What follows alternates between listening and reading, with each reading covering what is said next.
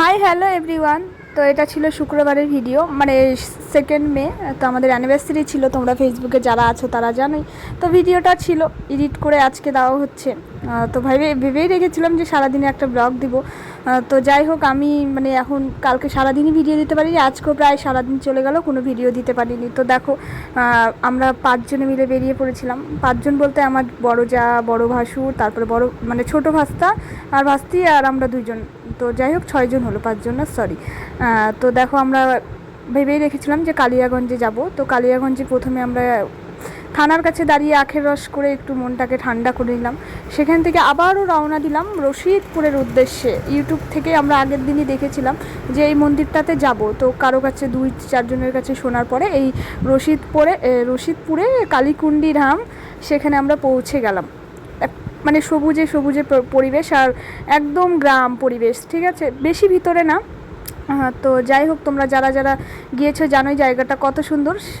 তো বৃন্দাবন না কি বলে এই জায়গাটা। তো বেশ খুব সুন্দর, বেশ দারুণ জায়গা, মানে মন শান্ত করার মতন একটা জায়গা। তো ওখানে পৌঁছে গেলাম। তারপরে গাড়ি কোথায় রাখবে সেই চিন্তা ভাবনায় চলছিল আমাদের।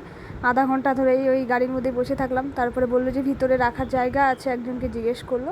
তারপরে ভিতরে একদম চলে গেলাম গাড়ি নিয়ে আমরা ভিতরে।